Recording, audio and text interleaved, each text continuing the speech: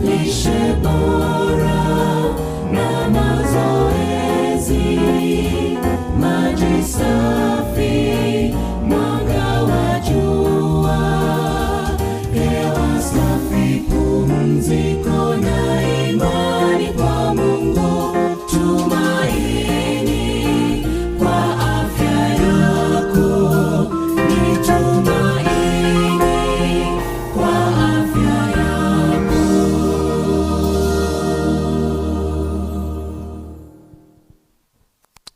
Njombe Net Event 2026.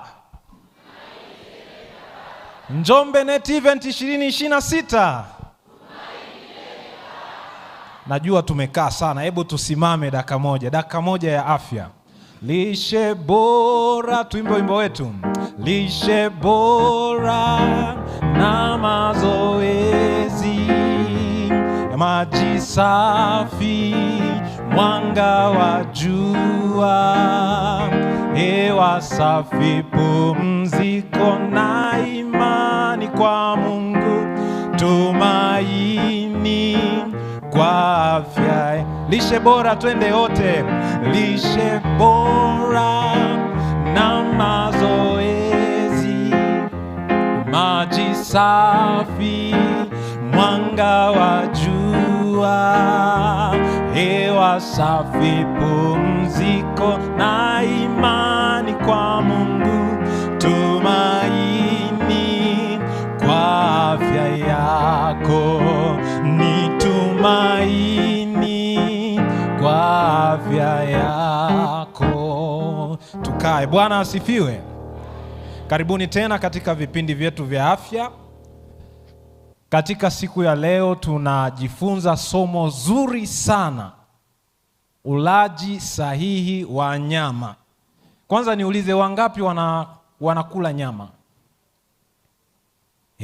Naona karibu kila mtu anakula nyama. Kwa hiyo hili somo linawahusu. Kumbe wote ni wateja wa somo la leo, ulaji sahihi wa nyama. Katika masomo yaliyopita tulijifunza kitu kizuri cha msingi, kwamba mwanadamu si mtu tu, mwanadamu ni nyumba ya roho, lakini mwanadamu pia amepewa akili kuliko viumbe wengine. Ila mwanadamu na viumbe wengine wote wana miili ya udongo. Na tukajifunza kwamba chakula lazima kiwe sahihi kwa mwili, ndiyo maana kinatoka udongoni. Na cha pili, lazima kiwe sahihi kwa akili. Tuliona mfano wa sokwe, na tukaona mfano wa watu kama Danieli kwenye Biblia ambao walikula vizuri na ikaonekana wana akili bora. Ila tukaona pia nyoka, baada ya kuwa ametenda dhambi, alipolaaniwa, kwa sababu alikuwa ndiye mnyama mwelevu kuliko wote, Mungu alimbadilishia mlo, nyoka akaanza kula nini? Mavumbi na si matunda kama ilivyokuwa zamani. Lakini kingine, chakula kinaathiri roho yako. Ndiyo maana kuna baadhi ya watu kwenye Biblia walikuwa wanazuiwa kula vyakula aina fulani vile vilivyo najisi, ili Mungu apate kuwa na nafasi ndani yao. Lakini hata Danieli kwa uchaguzi wake wa kula chakula cha mimea, maji, mboga na matunda, tunaona ilishuhudiwa kwamba roho ya miungu watakatifu ilionekana ndani yake. Kwa hiyo hizi ni kanuni za msingi sana zinazoweza kukusaidia wewe kuwa tofauti na watu wengine duniani katika nyanja zote za maisha yako. Sasa twende nje ya box kama kawaida. Leo nje ya boksi tunaangalia, je, unajua kwamba duniani kuna vitu 7 tu vinavyoweza kupimwa? Ulikuwa unajua hilo? Naona wengi walikuwa hawafahamu. Ninaendelea kuonesha baadhi ya vitu katika sayansi ambavyo vitatusaidia kuona ukweli wa Mungu na namna Mungu alivyo na mpangilio kwa kila kitu anachofanya. Huwa nakazia kwamba tumezoea sabato ya siku ya 7, lakini tuliiona katika chembe, tukaiona katika wanyama wanavyopangiliwa kwenye makundi yao, ziko ngazi 7. Lakini leo tunaona kuna vitu 7 tu vinavyoweza kupimwa. Duniani unaweza ukapima joto, unaweza ukapima umbali, unaweza ukapima umeme, unaweza ukapima muda, unaweza ukapima kiwango cha kitu, unaweza ukapima uzito na kiwango cha mwanga. Hizo ndivyo vipimo vya msingi duniani peke yake. Viko 7 tu na hauwezi kuongeza. Ndio maana unaona Mungu wa Sabato ndiye Mungu muumbaji wa kila kitu. Sasa watu wataniuliza, wewe daktari, mbona huwa tunaweza kupima spidi? Spidi ni nini? Spidi umechukua umbali ukagawa kwa nini? Umbali gawia nini? Muda. Kwamba ninakimbia kilomita 20 kwa saa. Hiyo ndo spidi yako. Maana yake hakuna kitu kingine unachoweza kukiibua mbali na hivi 7 kinachoweza kusimama peke yake kama kipimo. Ukitaka kupima eneo, maana yake ni umbali na nini? Umbali. Ukitaka kupima tungamo, maana yake unachukua uzito wa kitu unagawia ujazo wake. Na ujazo wake unatokana na nini?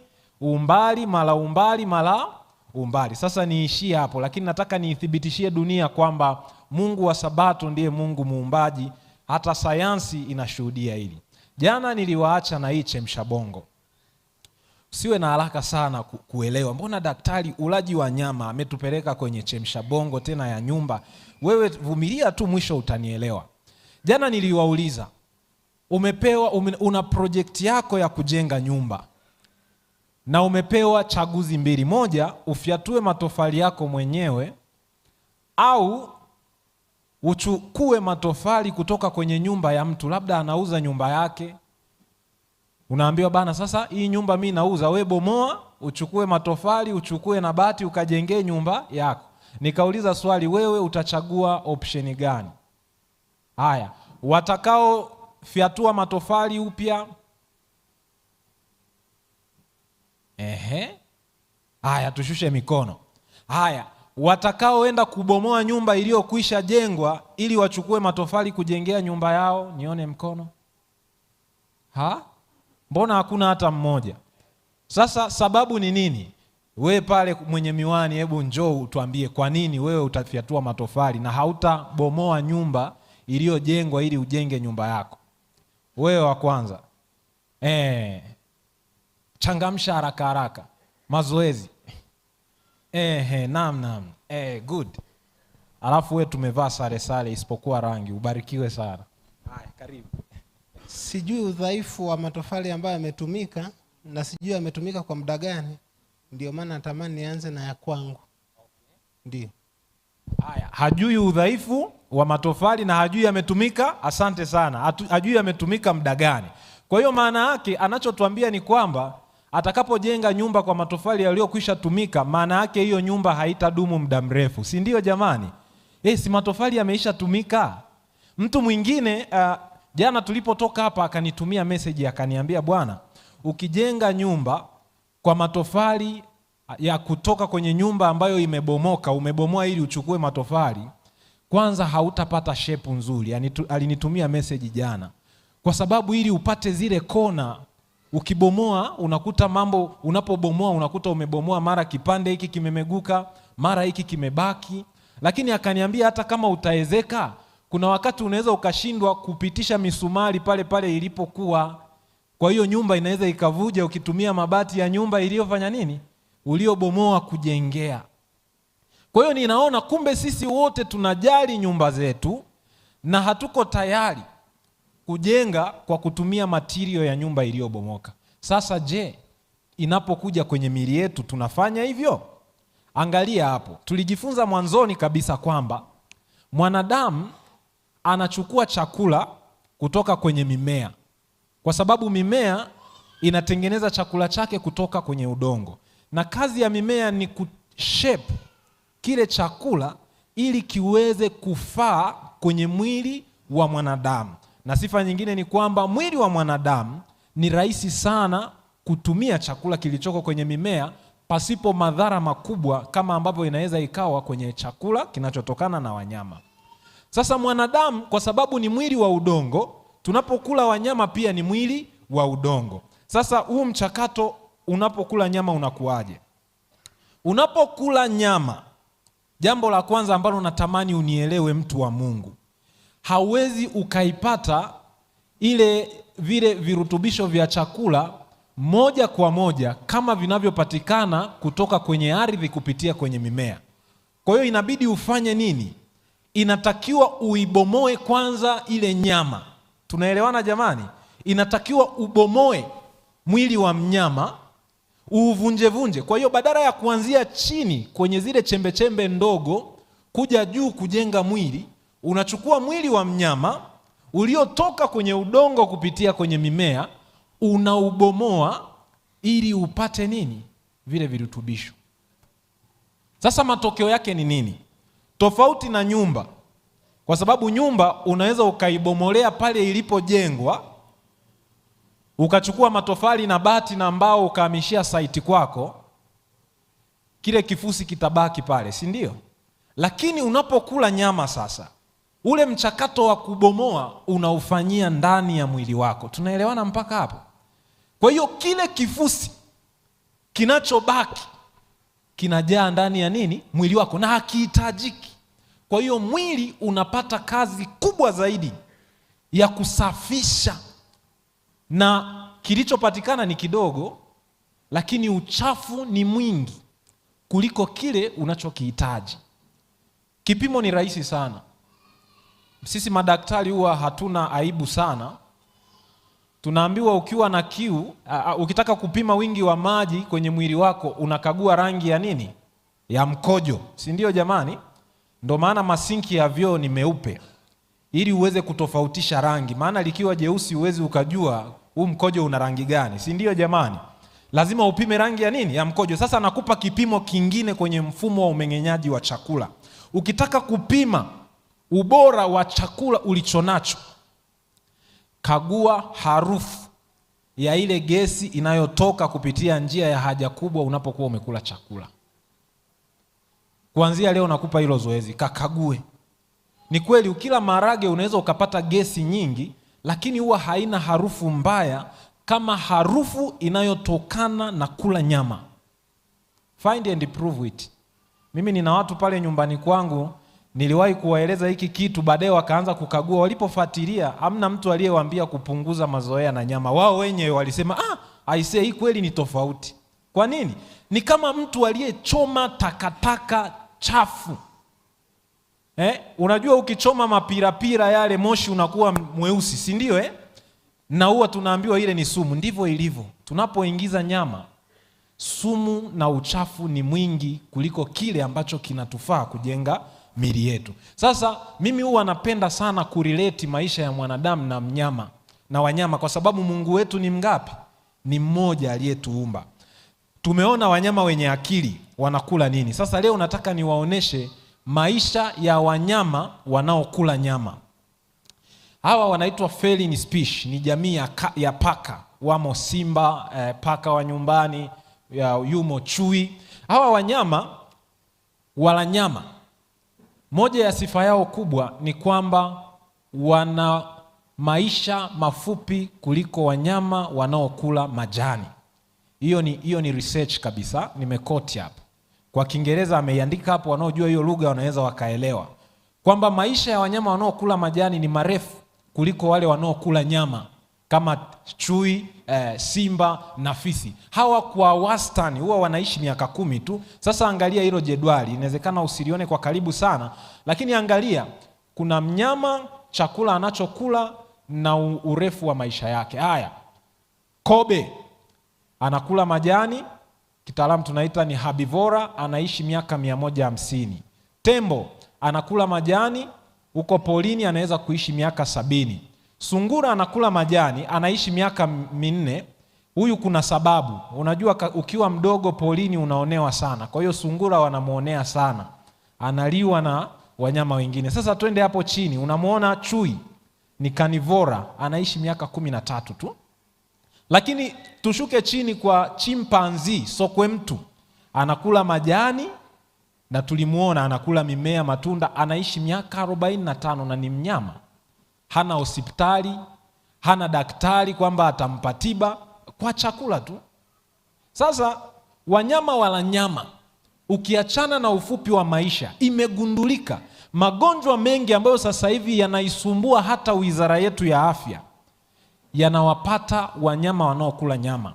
Hiyo research ilifanyika, wanasema kwamba wanyama wanaokula nyama wanapata magonjwa ya figo kwa kiwango kikubwa, na 80% ya vifo vinavyotokana na paka au wanyama jamii ya paka kama paka tunaofuga nyumbani ni kwa sababu ya magonjwa ya figo.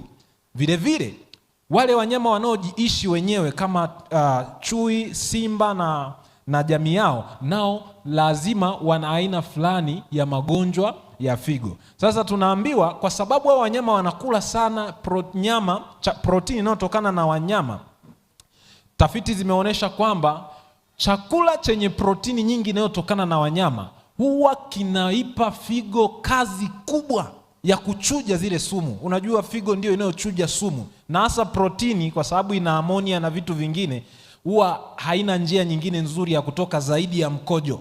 Mkojo na njia kubwa sawa ya chakula, lakini sana sana inapochujwa kwenye figo ndipo damu yote inachujwa. Kwa hiyo sumu zote zinapopita kwenye figo inasababisha vile vidude vya figo vifanye kazi kupita kiasi. Tunaita kitaalamu glomerular hyperfiltration, na hii inapunguza ufanisi wa figo. Unashangani kwa nini leo dialysis zimeongezeka? Nimekwisha kupa jibu.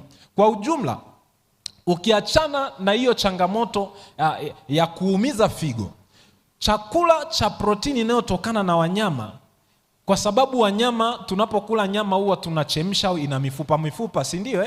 Mifupa ile huwa ina calcium na phosphate, maana mifupa yetu ni calcium na phosphate combined. Sasa ulaji wa nyama sana unasababisha mtu apate kiwango kikubwa cha phosphate kwenye mwili. Hii high intake ya phosphate inakubalika kwa ujumla kwamba ndiyo inayopelekea watu kuzeeka haraka na kuwa na maisha mafupi, accelerated aging and shortened lifespan. Kwa hiyo kiangalia wale wanaoishi zaidi duniani tunaziita blue zones, maeneo ambayo wanadamu wanaishi zaidi ya miaka 100, yapo 5 duniani. Ninataka nikupe mfano kutoka ili eneo la Romalinda. Hii ni research haikufanywa na Wasabato, lakini walisema jamii ya Waadventista wa Sabato wanaoishi California wanaishi miaka 10 zaidi ya Waamerika wengine, kwa sababu wanachukua mlo wao moja kwa moja kama ulivyoandikwa kwenye Biblia, tena ule wa mimea, sio nyama. It's a vegan diet of leaf greens. Alafu pia wanakula karanga na jamii ya mikunde, marage hayo na kadhalika. Lakini kingine, wanaitambua Sabato, na kwa hiyo huwa wanapumzika kila wiki masaa 24. Na anasema Waadventista wengi katika maeneo hayo huwa wanafikisha umri wa miaka 90, lakini bado wakiwa na uwezo wa kufanya kazi nyingine. Sasa ulaji wa wanyama ulianzia wapi? Mama Ellen G. White anasema hata kabla ya gharika wanadamu walikuwa wamekwisha anza kuvuka mipaka ya tamaa zao na kula nyama. Na Mungu alipoleta gharika duniani, tunaona ndipo aliporuhusu watu kula nyama, kwamba wanyama wote watakuwa chakula chenu. Sasa angalia huo mstari mwekundu unatenganisha urefu wa maisha kabla ya gharika na urefu wa maisha baada ya gharika. Nyama iliporuhusiwa ndipo umri wa watu ulipopungua kutoka miaka 900 mpaka miaka 120. Na Mungu kwa wema wake alipolichagua taifa la Israeli ili aweze kuwatakasa na kuwafanya watakatifu, Mungu aliwanyima nyama makusudi kwa kiasi kikubwa. Lakini wanadamu wenyewe wakafanyaje? Wakakinai chakula Mungu alichokuwa anawapatia, wakataka wale nyama, wakaona ni heri wawe watumwa lakini wale nyama. Niliwahi kukutana na mtu mmoja akaniambia, kama kula nguruwe ni dhambi, mi bora nisiende mbinguni. Kumbe shida ya kula nyama ni wengi tunakula nyama kwa sababu ya tamaa. Mfumo wa umeng'enyaji wa wanadamu unafanana na mfumo wa umeng'enyaji wa wanyama wanaokula majani. Kwa hiyo tunaambiwa mtu kwa sasa anakula vyakula vya mimea na nyama, lakini mfumo wa umeng'enyaji wao unaonesha kwamba huko zamani watu walikuwa wanakula vyakula vya majani pekee. Hizo ni tafiti za watu wasiomjua Mungu. Sasa Biblia inatuambia nini? Usiwe mmoja wa walafi wenye kupenda nyama. Kula nyama kama hakuna chakula kingine chakula. kula nyama kama hauna alternative nyingine ya chakula. Maana hata Biblia imesema msiwe walafi wenye kupenda nini? Kwa nini isiseme msiwe walafi wenye kupenda matunda? Kwa sababu matunda ni mazuri. Wengi wanasema sasa vitamin B12 tunaipata wapi? Nakwambia kwamba kama unaambiwa mpaka uipate kwa wanyama, wao wanyama wanaitoa wapi? Si wanakula mimea? Sasa tafiti zinaonyesha kwamba sasa hivi vitamin B12 inapatikana hata kwenye mimea. Mwani wa kijani, almond milk, coconut milk na baadhi ya bakteria pamoja na mimea ya soya inaweza kumsaidia mwanadamu kupata nyama. Kesho tutapata nafasi ya kuangalia madhara zaidi ya nyama katika mwili wa mwanadamu na ni kipi tunaweza kufanya ili tuweze kuishi kwa kiasi na kupunguza athari zinazotokana na nyama. Yote niliyoyaelezea hapa yametokana na tafiti halali za kisayansi na unaweza ukafuatilia kupitia linki hizo. Mungu awe nawe mpaka tutakapoonana kesho. Ubarikiwe sana.